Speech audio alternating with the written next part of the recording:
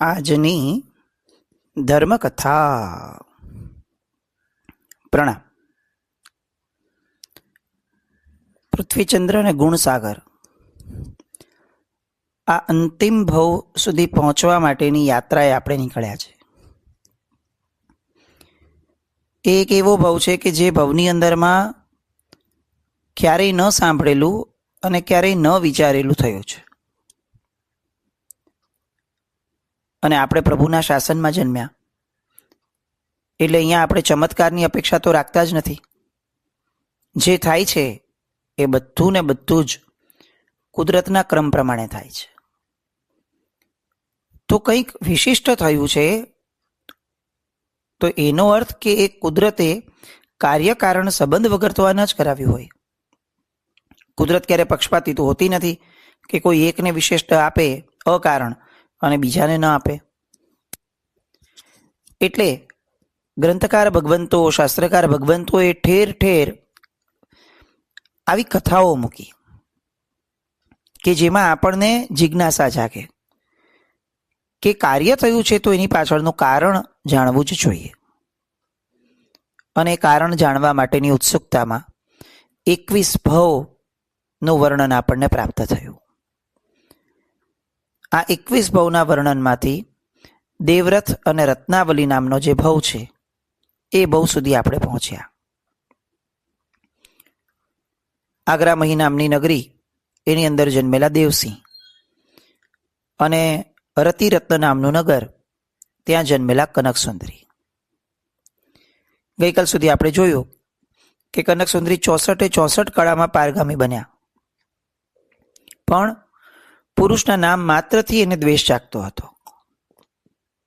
કેમ આવું થતું હશે? આ સળંગ બીજો ભવ આવ્યો કે જેની અંદરમાં પુરુષ માટે અણગમો થવા લાગ્યો. કલાવતીના ભવની અંદરમાં શીલ ધર્મનું પાલન અખંડિતપણે કર્યું, શ્રેષ્ઠ કર્યું,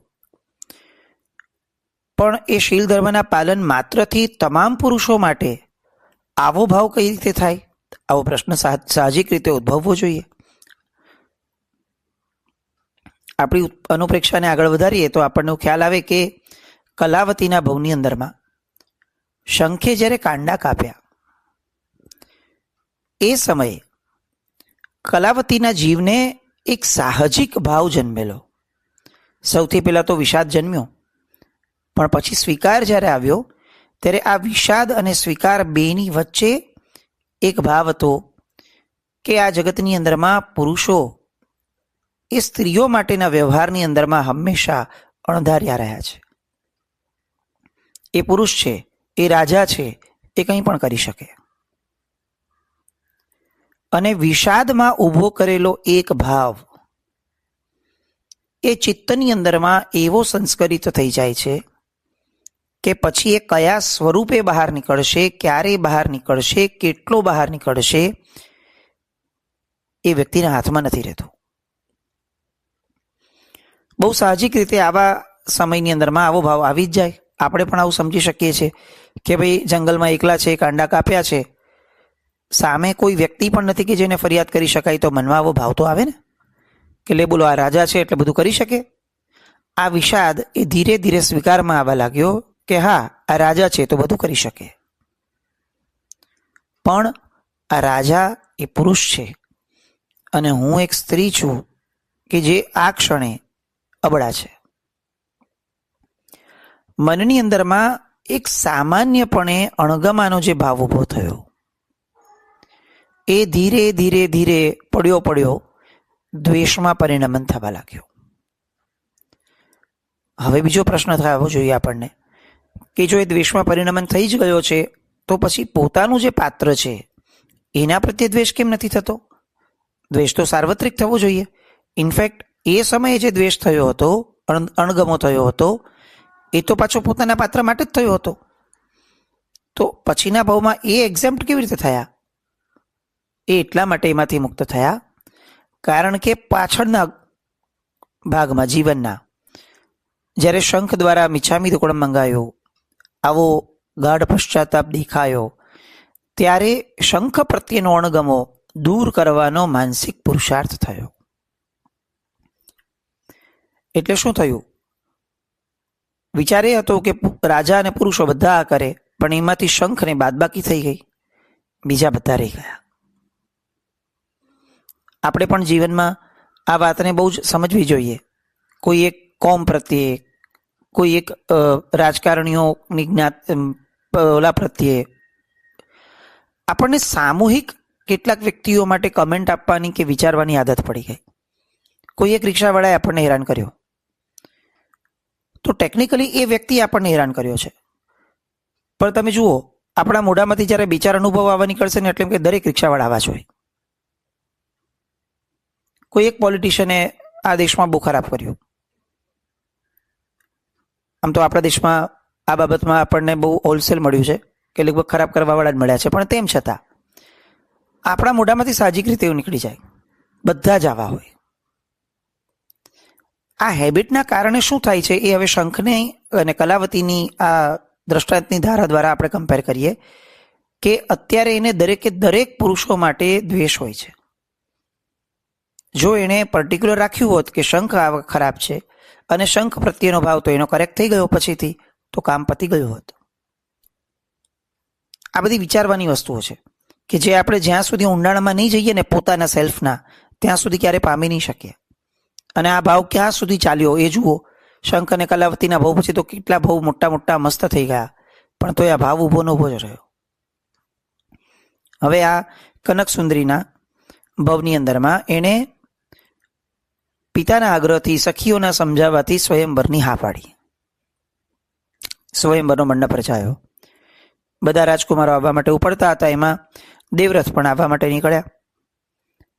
થોડુંક આગળ ગયા પોતાના નગરેથી, પણ ત્યાં એને અચાનક એક પાંખ કપાઈ ગઈ હોય એવા પક્ષીની જેમ ઉડવા માટે મથતો હોય એવો એક વિદ્યાધર એને જોયો. વિદ્યાધર એટલે આપણે સમજીએ છીએ કે એવા ખેચરો છે કે જે ખેચરો પાસે, એટલે મનુષ્યો છે કે જે મનુષ્યો પાસે ખેચરી વિદ્યા હોય, ઉડવાની વિદ્યા હોય માણસ જ, દેવ નથી. વિદ્યાધર એ મનુષ્ય જ છે. પણ આ નમી વિનમીની પરંપરામાં આવેલા કે જેને દેવોએ વિશિષ્ટ પ્રમાણે કેટલીક શક્તિઓ, કેટલીક વિદ્યાઓ આ બધું આપ્યું છે, એટલે એને વિદ્યાધર કહેવાય છે. આપણે ત્યાં અત્યારે નથી હોતા, આપણા ક્ષેત્રમાં મહાવિદ્યાદિ ક્ષેત્રોની અંદરમાં હોય છે. હવે આવા એક વિદ્યાધરને એમણે જોયો કે જે નીચે પડી ગયેલો, ઉડવું છે પણ ઉડી નથી શકતો. એટલે કુમારે વિદ્યાધરની આ પાસે જઈ અને તરત પૂછ્યું કે હે ખેચરરાજ, આ જંગલમાં તમે એકલા કેમ આવી પડ્યા અને તમારી દશા આવી કેવી રીતે થઈ ગઈ? હવે પેલો ખેચર જે છે વિદ્યાધર, એ પોતાની કથની કહે છે કે કુમાર, હું કુંડલપુરના વિજય રાજાનો ચંદ્રગતિ નામનો પુત્ર છું. કુળ પરંપરાથી પ્રાપ્ત થવાનો વિદ્યાનો અભ્યાસ એ મેં વૈતાઢ્ય પર્વતની તળેટીમાં કર્યો. આ વિદ્યાર્થીઓ બધા વૈતાઢ્ય પર્વતની તળેટીમાં રહેતા હોય સામાન્યથી, પણ હું મારો અભ્યાસને બધું કરતો હતો એવામાં મેં એક સ્ત્રીનો રડવાનો અવાજ સાંભળ્યો. એટલે હું મારો અભ્યાસ છોડી જ્યાંથી અવાજ આવતો હતો એ દિશામાં ગયો. તો મેં જોયું કે એક બેભાન યુવતીને એની સખીઓ પંખો નાખતી હતી. મને આ જોવા મળ્યું દ્રશ્ય, એટલે મને પણ કરુણા જન્મી. એટલે મેં તરત જ એ જે સખીઓ બેઠી હતી એને પૂછ્યું કે થયું છે શું? તો કે છે અમારી આ કુંવરી જે છે, કુંવરી એ ગંધર્વ રાજાની પુત્રી છે. અમે ઉદ્યાનમાં રમતા હતા અને ત્યાં અચાનક એને સાપ કરડ્યો છે, એટલે બેભાન થઈને પડી ગઈ છે. એ સમયે મારી પાસે દિવ્ય મુદ્રા રત્ન હતું. તરત જ એ દિવ્ય રત્ન મુદ્રા રત્નનું પાણી લીધું અને એનાથી મેં ઝેર ઉતાર્યું. જેવું ઝેર ઉતાર્યું એટલે પેલી રાજકુમારી આળસ મળીને બેસી ગઈ અને પોતાની સખીઓને પૂછવા લાગી કે આ બધું શું છે? આપણે કેમ આવી રીતે બેઠા છીએ અને આ અત્યારે કેમ અહીંયા આ ભાઈ આ વ્યક્તિ કોણ છે? એટલે તરત જ એની સખીઓએ ઓળખાણ કરાવી અને કહ્યું કે આપણે રમતા હતા, તને રમતા રમતા સર્પ કરડ્યો હતો અને તું બેભાન થઈ ગઈ હતી. આ ભાગ્યવાન પુરુષ જ છે કે જેણે તારું ઝેર ઉતાર્યું છે અને તને સાજી કરી છે. આ સાંભળી અને પેલી જે સ્ત્રી હતી, રાજકુમારી હતી, એ મારા પ્રત્યે રાગવાળી થઈ. થોડો સમય વીત્યો હશે અને પોતાની પુત્રી આદિ ન દેખાણા એટલે ગંધર્વરાજ પોતે ત્યાં આવ્યા અને એમણે આ આખી ઘટના સાંભળી રાજકુમારીની સખીઓ પાસેથી. મને મારો પરિચય પૂછ્યો અને જેવો મેં પરિચય આપ્યો કે હું શ્રીધ્વજ વિદ્યાધરના પુત્ર તરીકે છું, એટલે તરત જ મને ઓળખ્યો, મને માન આપ્યું અને પોતાની પુત્રી મને પરણાવી. ઘણો સમય સુખમાં અમે લોકોએ ત્યાં જ વિતાવ્યો. એકવાર હું એ ઉદ્યાનમાં પાછો ફરતો હતો. એ વખતે મારી જ ફઈનો છોકરો સુમેઘ એ મને મળ્યો. મારી સાથે આ રાજકુમારી તો હતી જ. એને જોઈને એ લલચાયો અને તરત જ મારી પાસે માંગણી કરી કે આ રાજકુમારી મને આપી દે. અને મારો પિત્તો ગયો. મેં એને યુદ્ધ માટે પડકાર્યો. એ પણ મારી હારે યુદ્ધ કરવા માટે તૈયાર થઈ ગયો. અને થયું એવું કે આ યુદ્ધ ચાલુ હતું એ દરમિયાનમાં આકાશગામીની વિદ્યા, એનું જે પદ હોય, એનું જે આખો એક મંત્ર હોય, એ મંત્રનું એક પદ મારાથી ભૂલાઈ ગયું. કારણ કે હજી તો હું અભ્યાસ કરતો હતો ને આ બધી ઘટના બનીને પછીથી તો અભ્યાસ રહી ગયો. તો એક પદ હું ભણ્યો હોવા છતાં એ સમયે ભૂલી ગયો. જેવો હું એ ભૂલી ગયો એટલે તરત જ હું ઉડવાનું મારું બંધ થયું. એટલે હું જેમ કોઈ પક્ષીની પાંખો કપાઈ જાય અને નીચે પડી જાય એવી રીતે આકાશગામીની વિદ્યાના જાપ વગર હું નીચે પડી ગયો. અને પેલો સુમેઘ એ મારી પત્ની રાજકુમારીને લઈ અને નાસી ગયો. દેવવ્રતે આ બધું સાંભળ્યું, ખ્યાલ આવ્યો. એટલે દેવવ્રત કુમાર બોલ્યા કે જુઓ, આ બધા વિદ્યાના મંત્રોને બધું મને મારા ગુરુએ ભણાવ્યું છે, મને પૂર્ણપણે ઉપસ્થિત નથી, પણ મારી પાસે એક વિદ્યા છે. વિદ્યા ઇન ધ સેન્સ મારી પાસે એક કળા છે કે જેમાં હું પદ અનુસારીણી એ પદ્ધતિ દ્વારા અહીંયા કયું પદ બેસી શકે એ સમજી શકું છું. એટલે પેલા વિદ્યાધરે કીધું કે સારું, જો તમે મને મદદ કરી શકો તો તમારાથી ઉત્તમ કંઈ નહીં. એટલે પેલા વિદ્યાધરે આખો મંત્ર બોલ્યો અને જે ખૂટતું પદ હતું ત્યાં વ્યાકરણની અપેક્ષાએ, શબ્દશાસ્ત્ર, અર્થશાસ્ત્ર, આ બધાની અપેક્ષાએ ત્યાં કયું પદ આવી શકે એ એને ગેસ કર્યું અને એણે એ પદ આ વિદ્યાધરને યાદ કરાવડાવ્યું. જેવું આ પદ મળ્યું એટલે વિદ્યાધરનો મંત્ર સિદ્ધ થયો અને આકાશગામીની વિદ્યા એ એને ફરીથી કાર્યરત થઈ. એની માટે પેલો વિદ્યાધર ખૂબ આનંદ પામ્યો. એટલે એણે તરત જ દેવવ્રત કુમારને કીધું કે લે, સૌથી પહેલી આકાશગામીની વિદ્યા હું તને આપું છું. જે પદ દ્વારા તે મને મારી પત્નીના મેળાપ કરાવવામાં મદદ કરાવડાવી છે એ મંત્ર, એ વિદ્યા એ જ હું તને સૌથી પ્રથમ આપું છું. એમ કહી અને આકાશગામીની વિદ્યા એ એણે આપી. આ ઉપરાંત પોતે અતિ પ્રસન્ન છે એટલે એણે કીધું કે હજી આની સાથે હું તને જે હું શીખ્યો છું રૂપ બનાવવાની વૈક્રિય વિદ્યા, એટલે કે તું પોતાનું રૂપ બદલાવી શકીશ તારી જ્યારે ઈચ્છા થાય ત્યારે આવા મંત્રો બોલીને, એ પણ હું તને આપું છું. અને આવી એક વૈક્રિય વિદ્યા એ પણ એને આપી. આ આપી આભાર માની અને ચંદ્રગતિ સુમેઘ વિદ્યાધર જે એનો ફઈનો છોકરો હતો એને પકડવા માટે આકાશમાં ઉડ્યો અને આ બાજુ દેવવ્રત કુમાર આ બંને વિદ્યા લઈ અને રતિરત્ન નગર તરફ આગળ વધ્યો. આ વિદ્યાઓ આપણને આશ્ચર્ય થશે, આપણને એવું લાગશે કે આપણે ત્યાં આવું કંઈ છે નહીં, પણ તમે જુઓ અત્યારનું વિજ્ઞાન જે કરી રહ્યું છે એ આપણને આ વિદ્યાઓનો અણસાર આપે છે. આવી કેટલી બધી વસ્તુઓ કે જે વિજ્ઞાન અત્યારે છતી કરે છે એ હકીકતની અંદરમાં આવા કોઈ પણ જાતના પ્રયોગો વગર મંત્રો દ્વારા જ સિદ્ધ થતા હતા. અત્યારે તો આ લોકોને બધું પ્રૂવ કરવા માટે ક્યાંક ને ક્યાંક કેટલાક સાધનો જોઈએ, ઇક્વિપમેન્ટ્સ જોઈએ, સેટેલાઇટ દ્વારા કે ઇન્ટરનેટ દ્વારા કંઈ પણ વસ્તુઓ જોઈએ. પહેલાં આ બધી વિદ્યાઓ એ આત્માના પાત્રતાના ધોરણો પર અપાતી હતી. એની આત્મિક પાત્રતા હોય, એની વિદ્યા અભ્યાસ માટેની પાત્રતા હોય ત્યારે એના ગુરુ એને આપતા, ફક્ત શબ્દો દ્વારા. અને આ પરંપરા એવું નથી કે આ જમાના જૂની વાત છે. આ પાલિતાણા જેમના નામ પર બન્યું એ પાદલિપ્તેશ્વરી મહારાજ સાહેબ, એ પાદલિપ્તેશ્વરી મહારાજ સાહેબ સુધી આ પરંપરા આપણે જોઈ છે કે એમની પાસે આકાશગામીની વિદ્યા હતી.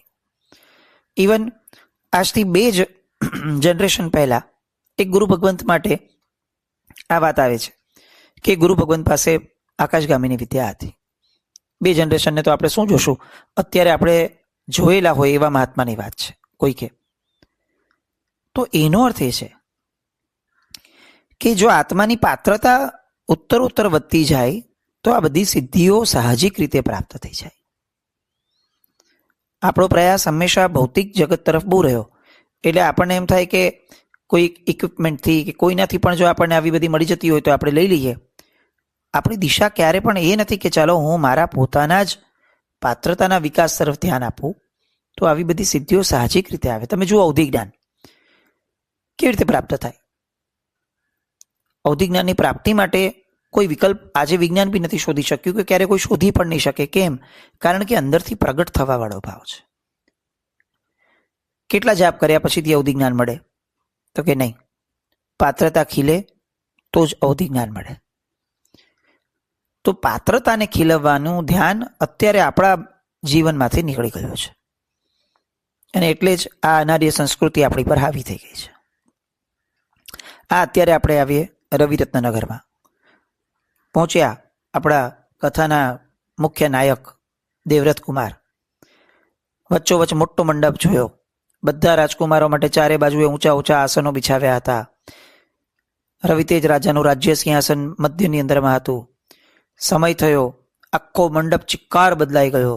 બધા જ રાજકુમારો પોતાના સિંહાસન પર જઈ બેઠા. કોઈ ઘડીક પોતાની ભુજાઓ પર દ્રષ્ટિ ફેરવતા, કોઈ પોતાના આભૂષણો જોઈને હરખાતા હતા, એકબીજાને જોઈ અને ભરાડતા હતા કે જાણે આ કુબરી અમને જ મળવાની છે. પોતાનો અહંકાર દર્શાવવા માટે, પોતાનો લોભ દર્શાવવા માટે બધા રાજકુમારો વચ્ચે જાણે રેસ લાગી હતી. એવો આખો ને આખો માહોલ. એ માહોલની અંદરમાં આપણા દેવવ્રત કુમાર મંડપમાં દાખલ થયા. દરેકનું આસન અલોટ કરેલું હતું, અસાઇન કરેલું હતું. એમણે પોતાના આસન ઉપર દેવવ્રત કુમારે જે પોતે મિત્રની ભેગા નીકળ્યા હતા એ મિત્રને બેસાડ્યો. ઓળખતો તો કોઈ નથી એટલે ખબર ના પડે કે આમાં દેવવ્રત કુમાર કોણ છે. એટલે પોતાના મિત્રને બેસાડ્યો અને પોતે એક બહુ જ કુરૂપ એવા વીણા વાદકનું રૂપ લઈ અને મંડપના દરવાજા આગળ બેસી ગયા અને વીણા બગાડવા લાગ્યા. કેવી રીતે કરી શક્યા? તો કે એને વિદ્યા મળેલી હતી રૂપ બનાવવાની. કેમ આવું કર્યું? તો બસ સાહજિક કુતૂહલ, કોઈ ભાવ નહીં આવો. થોડો સમય થયો, રાજકુમારી રત્નાવલી મંડપમાં દાખલ થઈ. બધા જ રાજકુમાર આગળ પોતે થોપતી ગઈ દરવાજા પાસે છેક આવી ગઈ અને ત્યાં પેલો કુરૂપ વીણા વાદક જે પોતાની વીણા વગાડતો હતો, અચાનક જ એ રાજકુમારીનું મન એના ઉપર ઠર્યું. અને આ તો સ્વયંવર છે. અહીંયા તો કોઈને ન ઇન્ટ્રોડક્શન લેવાનો હોય, ન કોઈની રજા લેવાની હોય, કાંઈ ન હોય. એનું મન ઠર્યું અને તરત જ એણે વીણા વાદકના ગળાની અંદરમાં વરમાળા આરોપી દીધી. જેવી આવા વીણા વાદક ઉપર માળા નાખવાની ચેષ્ટા જોઈ એટલે તરત જ બધા જ રાજકુમારોની આંખો લાલ થઈને બધા એક સાથે બોલી ઉઠ્યા કે જો આવા શ્યામ કુબડા એવા ગવૈયાને જ વરવું હતું તો અમને બધા રાજકુમારને અહીંયા કેમ તેડાવ્યા હતા? આ તો અમારું ઘોર અપમાન છે. એમ કરીને બધા અત્યંત ક્રોધિત થયા. આ બાજુ રવિતેજ રાજાને પણ એવું લાગ્યું કે આ તો બહુ ખિન્ન થવા જેવી વાત છે અને મનમાં બોલ્યા કે આ રત્નાવલી અત્યાર સુધી ગમે તેટલી ડાઈ હતી પણ અંતે તો સ્ત્રી જ હતી ને. એને આટલા બધા કુમારોમાંથી કોઈ ન ગમ્યો કે આ વીણાવાદકને વરી? પણ હજી રાજા પણ કંઈક વિચારીએ પહેલા તો આ રાજકુમારો જે આમ પણ અહંકારને પોષવા આવ્યા હતા, મૂળ સ્વયંવરમાં આવવાના કારણોમાં આવા કોઈક ને કોઈક કશાયોનું મૂળ હોય જ. હવે આ કશાયો ત્યારે બધા એકદમ પ્રદીપ્ત થયા અને એટલે જે ઉમળકાવાળું વાતાવરણ હતું ત્યાં કાગારો મચવા લાગ્યો. કોક રાજકુમાર જોરથી બોલવા લાગ્યો કે પકડો પેલા ગવૈયાને. કયા બળ ઉપર એણે આપણે હોવા છતાં આ રાજકુમારીને પરણવાનું ચેષ્ટા કરી, પરાક્રમ કર્યું. કેટલાક લોકો એને પરણવા ગયા, કેટલાક રાજકુમારી માટે બોલવા લાગ્યા, કેટલાક રાજા રવિતેજ માટે બોલવા લાગ્યા. હોહા થઈ ગઈ અને એટલામાં રવિતેજ રાજા બોલ્યા કે કુમારો, તમે આ બધું ખોટું કરો છો. તમે બધા જાણો છો કે કોઈ રાજ્યમાં રાજ્યનો વારસ ન હોય ત્યારે દિવ્ય કરાય છે ને, અને એવા સમયે આ દિવ્ય એ જો રસ્તે રખડતા ભિખારીને પણ લઈને આવે તો પણ બધા એને સ્વીકારે છે કે નહીં? તો અહીંયા પણ તમે એવું સમજો, આમાં બીજું કાંઈ નહીં. મારી કુંવરીને ગમ્યું તે ખરું, મારી કુંવરી વિચક્ષણ છે, આમાં કોઈક ને કોઈક દૈવી સંકેત ચોક્કસપણે હશે. આ કુબડો નહીં હોય, કોઈ રાજબીજ જ હશે. મારી કુંવરી રાજબીજ વગર પરણે એ અશક્ય છે. આ વાતને અહીંયા વિરામ આપીએ. હજી તો ઘણી બધી વાતો થાય છે રાજા દ્વારા પણ આ વાક્યને વિરામમાં લઈએ. મારી કુંવરી રાજબીજ વગર પરણે એ વાત અશક્ય છે. આ વિશ્વાસ વર્તમાન સમય આપણે ત્યાં થતી હિલચાલો બહુ લંબાણ કરવાની આવશ્યકતા નથી. આપણે બધું જાણીએ છીએ કે વર્તમાન પરિસ્થિતિમાં આપણા ઘરની દીકરીઓની સ્થિતિઓ શું છે અને સમાજની, દેશની સ્થિતિ શું છે. બસ આપણે એટલામાં જ વિરમીએ કે આપણે ઈચ્છીએ કે આપણે પણ આવી ખુમારીથી આપણી દીકરીઓ માટે બોલી શકીએ. મારી દીકરી ઉત્તમ બીજ સિવાય પરણે એ વાતમાં માલ નથી. બેસીએ આપણા ઘરની દીકરીઓ સાથે રોજ, આવી કથાઓ કહીએ, આવી વાતો દ્વારા એને સમજાવીએ કે આવા કુળમાં આપણા જન્મ કેમ થયા છે અને આવા કુળને શોભે એવી ચેષ્ટાઓ કેવી હોય.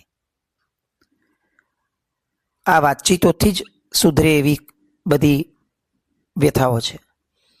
સમાજમાં અને વોટ્સએપમાં કાગારોડ કરવાથી કંઈ થશે નહીં.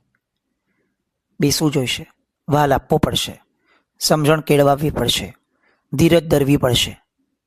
ચોક્કસપણે પરિણામ આવશે જ. બસ આવું કંઈક આપણે કરતા રહીએ અને આગળની કથા માટે ફરી પાછા મળશું. જીનાજ્ઞા વિરુદ્ધ કંઈ પણ બોલાવ્યું તો મિચ્છામિ દુક્કડમ. જૈનમ જયતિ શાસન.